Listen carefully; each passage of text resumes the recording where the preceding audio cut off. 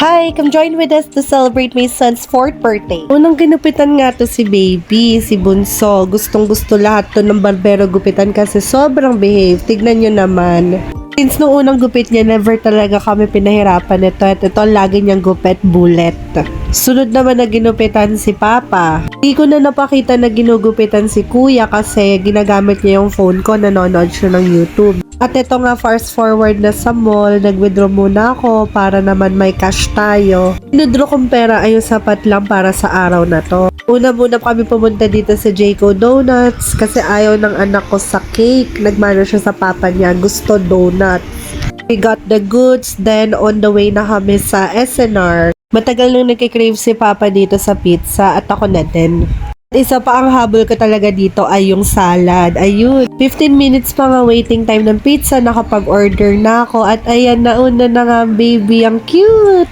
First, say hi to the birthday boy. Here's our order, may Jayco lang, then combo and cheese pizza, 2-piece chicken with rice lang, and then yung salad. Sinubuan ko na nga nito si Kuya. Salitan lang kami nito ni Papa. Sa kanya si baby and sa akin si Kuya.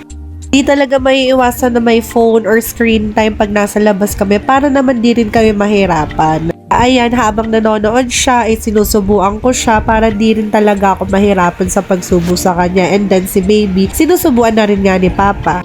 Lang kami nakakain nun tapos na yung dalawang bata pero syempre alaga pa rin namin tapos sinusubo-subuan pa rin namin. Ayan, for dessert, J-Pops ang favorite ng Kuya. Fast forward, ito ang pinaka-inaantay ng dalawang bata ay sumakay sa train. Si Papa ay iwan kasi no food and drinks allowed. Kung makikita nyo sa video, nagbababay sila sa papa nila at super excited nila. Ito talaga yung pinaka-inaantay nila. Ang nakakatuwa nga lang kasi kilalang kilala namin yung mga anak namin. Alam namin kung saan sila sobrang mag-e-enjoy.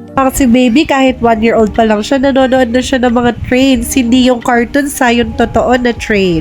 Time lang sumakay ng dalawang bata dito sa train at ayan, sobrang tuwang-tuwa talaga si Gav. Hi, Kuya! Dito nga lang pala to located sa Festival Mall, Alabang at sobrang mag-e-enjoy yung mga kids nyo dito. At eto si Bunso, mukha lang di nag-e-enjoy to pero enjoy na enjoy siya. Tuwan-tuwa siya sa mga nakikita niya maski dun sa fountain. After our ride dun sa train, dumiretso na kami dito sa Excite and unfortunately, hindi rin kami dito nagtagal. Dito na lang kami bumili ng token. Mostly yung mga panglaro dito pang matatanda na eh. Kaya ang ending, dito na lang kami pumunta sa may Pixie Forest. Dito kasi yung may mga pambata like trains, cars, and attractions na pambata talaga. Dito talaga nag-enjoy si baby and kuya, nakapaglaro sila, sumakay sa iba't ibang rides.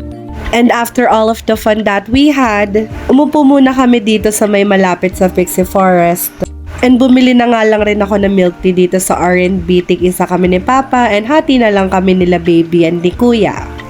After all that, umuwi na kami sa bahay and kinantahan namin si kuya ng happy birthday song at pinag-wish namin siya and he blowed his candle.